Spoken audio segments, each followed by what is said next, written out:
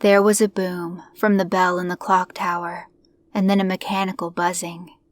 X195, the loudspeaker crackled.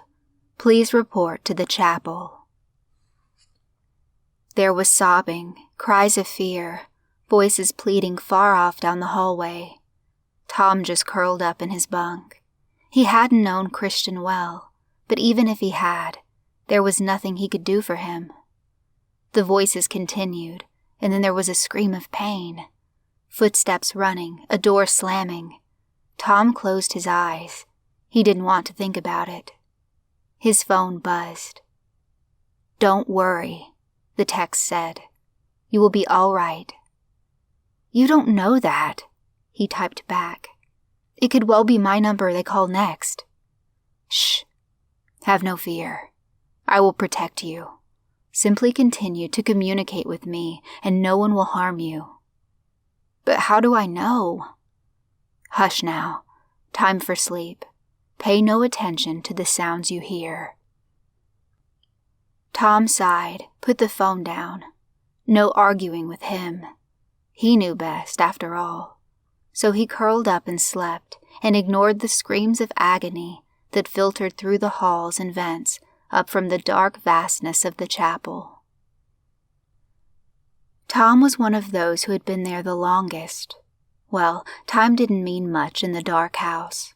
The harsh electric lights never stopped their flickering, and very few of them remembered concepts like windows or the outdoors. Time was measured, primarily, in comings and goings. Comings were frequent, one child, maybe two, maybe even three at a time, generally between 5 and 10 years old. There was a quarantine period in the closed-off portion of the infirmary, and then they would be assigned to a number and a phone, and one of the little cells that somehow always seemed to be available. Goings were rarer, but they did still happen. The loudspeakers would call your number if you misbehaved, or if they wanted you for something. But if they summoned you to the chapel, alone, that was it. No one knew what they did to you. All anyone knew was that there were a few extra bloodstains on the altar the next time a service was called. Tom had stopped keeping track of the comings and goings by this point, as had many of the others. They had all just sort of stopped caring. When the loudspeakers announced a meal, you went and ate. When they announced a service, you went and prayed. When they announced a lesson, you went and recited the same things you recited every time. The rest of the time, you just slept, or wandered the halls, or sat in one of those little common rooms and talked to him. He was the one thing they all had in common. None of them remembered their lives before the dark house, although some of them had nightmares. But they knew that there was something beyond it. There must be, and he was proof of that. He was a tether binding them to the idea that there was something more. The bell tolled, the loudspeaker buzzed. All to the dining hall, it crackled, and Tom joined the growing river of children that flowed through the mad, labyrinthine tunnels. Up and down pointless staircases, around door-lined roundabouts, over narrow bridges across stone-walled chasms, with more people moving down there beneath. And then, the dining hall, an unknowably mammoth chamber, its arched ceiling more than lost in the blackness, pale blue lights hanging from unguessable amounts of cable over the endless tables, the thousands of children still leaving the place looking desolate and empty.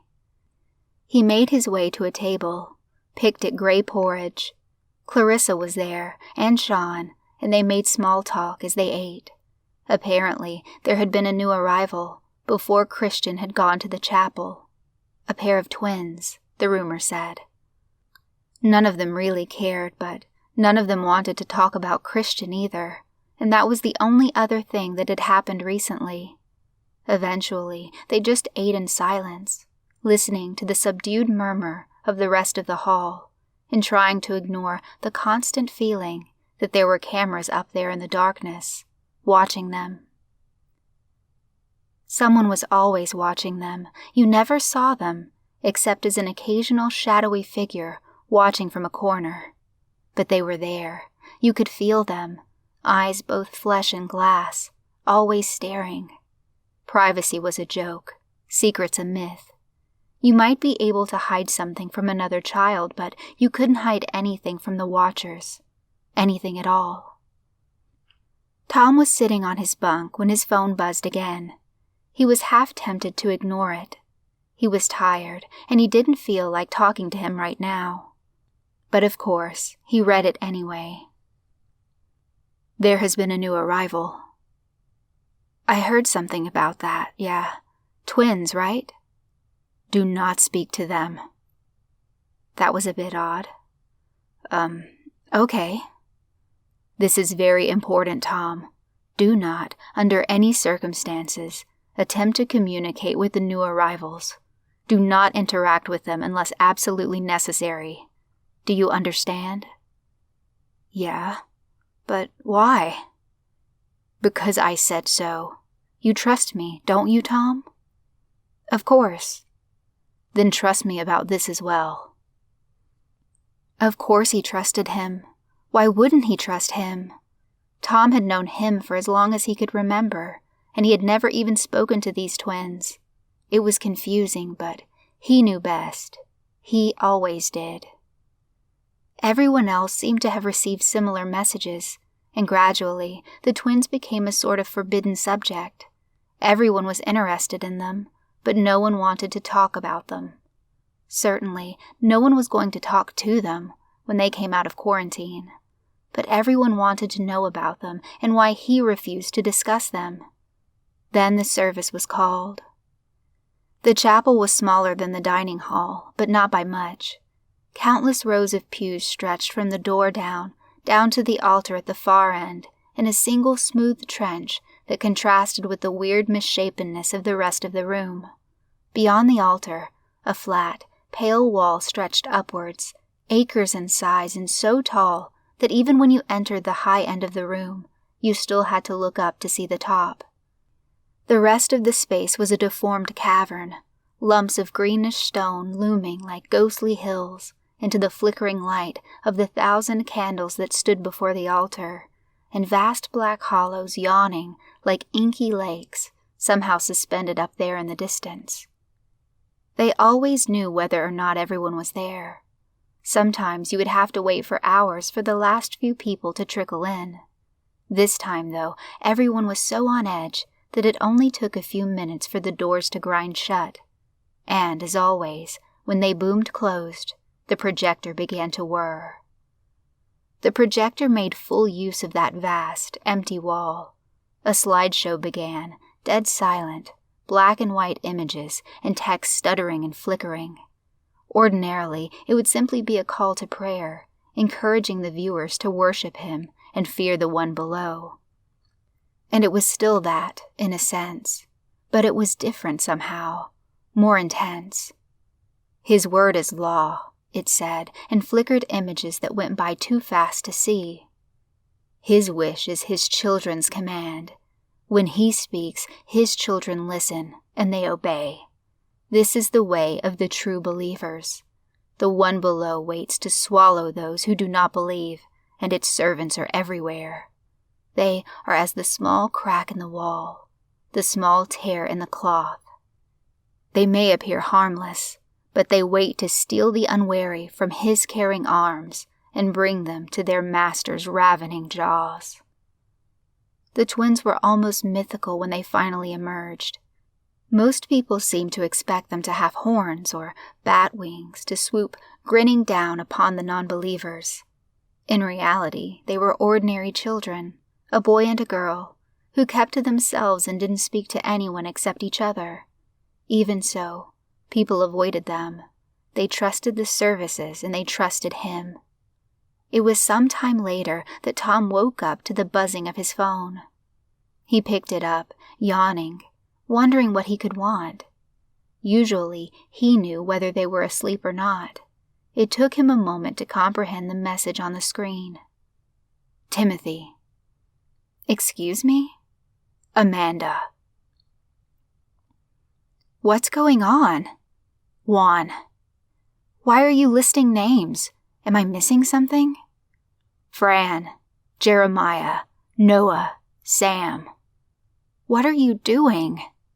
Katerina, Leo, Simon, Charlotte, Hugh, Eileen, Arthur, Dorothy, Hannah. I don't understand. Christian. Then he got it. Wait, these are all ones that got taken. Correct. And? You're next on the list, Tom. Come to the chapel. Now, before they call you there. He made his sleepy way to the chapel, racking his brain for what his plan was. Did he do this for everyone who was taken? And what happened when you got there? Surely he wouldn't be there in person, would he? He wasn't. There were 2 figures standing there in the half-light. The twins stood before the chapel doors, watching him as he approached. "Hello, Tom," the boy said. "We're so glad you could make it." Tom stopped, starting to back away. "I'm not supposed to talk to you. He said so." Did he? I'm not surprised. The boy smiled. "Well, we would certainly like to talk to you, Tom. You see, several of your friends have already been here tonight." "No, I'm sorry. I'm not talking to you." He was still moving backwards, trying to get away, wondering why the watchers hadn't spotted this already and intervened. "Let me ask you a different question. What do you know about the dark house?" "Why do you care?" "Because I want to know." "Fine. It's a place where all of his followers are safe from the horrors outside." "I see. And who is he?" "He is our shepherd, the one who keeps us safe. He communicates with us, his children, through the phones. It was him who called me here, right?" The boy's smile widened. "I think you know the answer to that." "How did you?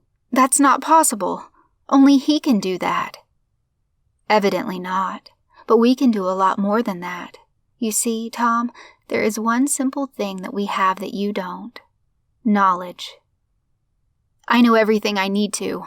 I know that he guides me and guards me." "Where to, Tom? To where is he guiding you? To a life spent in here, every day the same monotony, to mature into a servitor if they don't sacrifice you to him first? Because you do not have knowledge. We can give you that knowledge." "I don't need your knowledge. You are servants of the one below, and you are—" "Have you ever been below, Tom?" "No, of course not." "I didn't think so." The boy stepped back, nodded to his sister, who took out her phone. 3 days from now, M925 will be called to the chapel. When that happens, meet us here. We will show you what lies below." "And why should I do anything you tell me?" "Because you are human. They haven't taken that away from you, yet. And since you're human, you're curious. You've wondered all the time you've been here what happens in the rituals. We can show you that, too. They aren't as crafty as they think they are." His sister tapped on his shoulder, and he nodded. "The cameras will reactivate any moment now. You must leave quickly, and above all, you must not tell anyone about this. Especially not him." "But—" "Go, now." And almost as one, the twins stepped back into the shadows and were gone. For whatever reason, he never did tell him. He knew he should have, of course, but there was a difference between knowing it and doing it. Besides, he told himself, the twins were insane. They were servants of the one below. Surely he didn't need his help not to fall for their lies. He was still telling himself that as he crept along behind Poppy as she walked sobbing to the chapel. He stayed far enough behind her that he didn't attract her attention. So did the others, other children following behind, not acknowledging each other, but understanding that they shared a purpose. Some he knew, others he didn't, but when the doors to the chapel boomed closed, they all moved together into the corridor, and found the twins waiting for them. None of them spoke. They all knew why they were here, and sure enough, as one, their phones buzzed, and on them they watched the ritual. None of them could have spoken afterwards. None of them could have done anything but stare at the now blank screens when their screams had stopped and the procession of black-robed figures had left the chapel. They were too busy wondering what was under those black robes and whether it had anything to do with the humanoid form they adopted, wondering what those images that the projector had flashed had meant. Images of things they had never seen, images of things they didn't want to think about, thrown in hazy monochrome against the wall. Wondering what that thing they had torn from Poppy's back was, and whether it was part of the anatomy of an ordinary human being. Finally, one of the girls spoke. "So, what now?" Now we will show you what they did, with the ashes and with the offal." The boy pushed open the door to the church, led them down the long aisles to the platform with the altar at the far end. He jumped across the gap between the two, and his sister followed, and motioned for them to do the same. And they showed them the chutes, invisible from any other angle, that led below. Mile upon mile of slime and stench, leading ever downward until the chutes opened out in a cavernous room, filled with slime and bones.